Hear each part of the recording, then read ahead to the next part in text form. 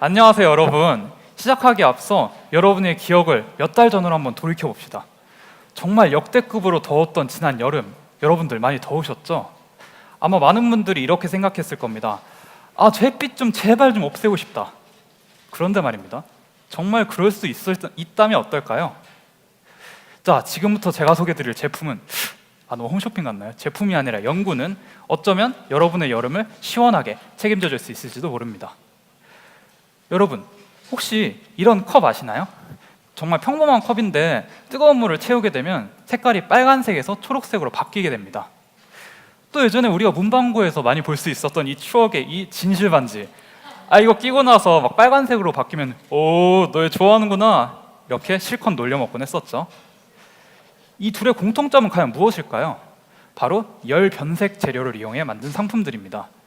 열 변색 재료, 영어로 설모크로미즘이라 불리는 이 재료는 과연 무엇일까요?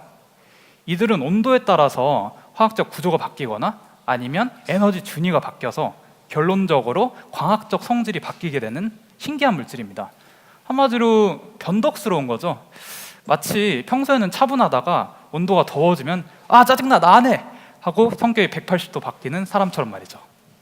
이렇게 열 변색성 물질은 온도가 달라짐에 따라 색이 변하거나 아니면 색은 그대로지만 투과하는 빛의 종류가 바뀌는 흥미로운 성질을 띱니다. 자, 그렇다면 이 열 변색성 물질이 어떻게 우리의 여름을 시원하게 책임질 수 있을까요? 저는 원자번호 23번 바나듐의 산화물 중 하나인 이산화바나듐에 대한 연구를 졸업 논문으로 진행하고 있습니다. 과연 이 물질은 어떤 변덕을 지니고 있는가 하면, 온도가 높을 때는 나 적외선 통과 안 시켜 라고 선언합니다. 근데 온도가 낮아지면 내가 그랬었나? 아니야, 나 통과시킬 거야 라고 말을 바꿉니다. 이렇게 보니까 상당히 밉상이네요. 자, 우리가 보고 느끼는 태양빛은 가시광선, 자외선, 적외선 등 파장에 따라 여러 빛으로 나뉘게 됩니다. 이 중 열치료법, 히터 등으로 활용되고 있는 적외선은 파장이 길어 흡수가 잘 되고 분자들을 잘 진동시키기 때문에 온도를 높이는 주범이 됩니다. 자, 그렇다면 우리가 창문을 만들 때 다른 빛들은 다 통과시키되 이 적외선만 통과시키지 못하도록 막는다면 실내 온도를 확실하게 낮출 수 있겠죠. 실제로 이산화바나듐을 코팅한 창문의 경우 보시다시피 온도가 높은 여름철에는 적외선의 통과를 막아서 실내 온도를 낮추게 되고, 반대로 온도가 낮은 겨울 같은 경우는 적외선을 들여서 실내 온도를 높이게 됩니다.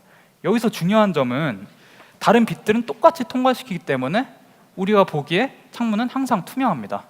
더 중요한 점은 히터나 에어컨처럼 별도의 전력 또한 필요로 하지 않는다는 것이죠. 마치 변덕을 부리는 듯한 열 변색성 물질, 이 변덕으로 인해 어쩌면 우리가 더 시원한 여름을 보낼 수 있지 않을까요? 감사합니다. 네, 지난 여름 생각이 나서 조금 기분이 나빠졌는데요. 농담이고요. 이산화바나듐이 온도에 따라서 성질이 변한다는 거는 이해를 하겠는데 구체적인 원리는 제가 못 들은 것 같아요. 왜 온도가 변하면 이게 따라서 성질이 바뀌는지에 대한 얘기들을 조금만 더 보충해 주시겠어요? 네, 가장 핵심이 되는 건 이제 흔히 말하는 에너지 준위가 바뀌는 건데요. 에너지 준위가 제가 연구하고 있는 이산화바나듐의 에너지 준위가 바뀌는 이유는 두 가지가 있습니다. 첫 번째는 이제 온도가 높아지게 되면서 전자들이 이렇게 막 날뛰게 되잖아요.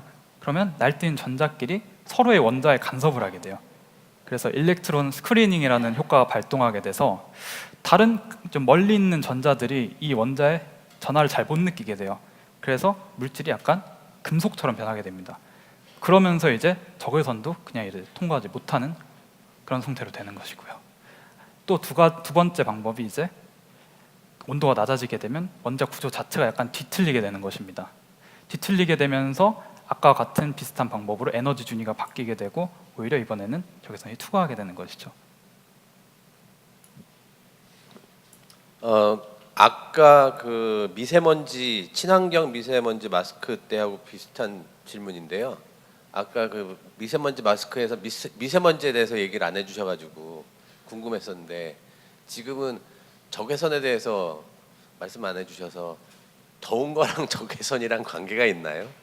왜 더울 때 적외선만 연관이 있는 건가요? 아니면 뭐 여러 가지 빛의 저기도 있잖아요. 요소들도 있는데 왜 하필 적외선을 차단을 하면 온도와 연관이 되거나 우리를 시원하게 만들 수 있는지에 대해서 먼저 말씀을 해줘야 되는 게 아닐까라는 생각이 드는데 한번 말씀을 좀 해주세요.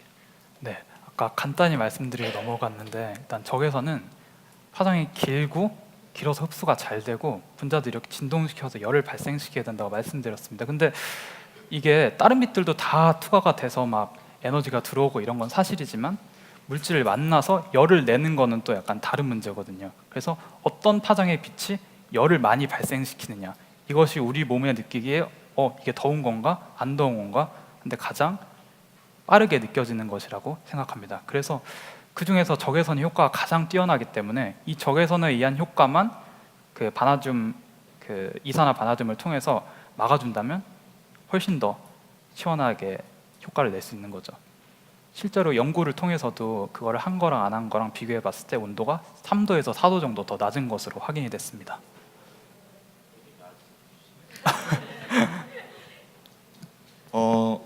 정말 잘 들었고요. 되게 좋은 거라서 뭐 차 같은 데다 코팅을 해도 엄청 도움이 많이 될 것 같고, 저도 대학원생이기 때문에 교수님한테 들을 때 가장 난감하고 힘든 말 중에 하나인데, 이것도 딴 데 어디다 쓸 수 있냐가 제일 힘들거든요. 근데 저도 질문해 보고 싶어가지고요. 이거를 유리 말고 빛을 반사할 때만 쓰는 게 아니고 혹시 비슷한 물질이나 아니면 이런 것들 이용해서 다른 연구에 사용하고 있는 게 있는지 좀 궁금합니다. 예, 사실 제가 연구하고 있는 바나듐 옥사이드는요, 아까 말씀드렸다시피 열 변색성 물질이기도 하지만 열뿐만 아니라 다른 신호에도 되게 민감하게 반응합니다. 예를 들어 가지고 전기적 신호, 아니면 직접 가해지는 물리적 힘, 아니면 가해지는 빛에 따라 가지고 되게 민감하게 효과가 바뀌기 때문에 제가 말씀드린 그 스마트 윈도우뿐만이 아니라 센서로도 되게 많이 활용이 되고 있습니다. 감사합니다. 황다원님께 큰 박수 부탁드립니다.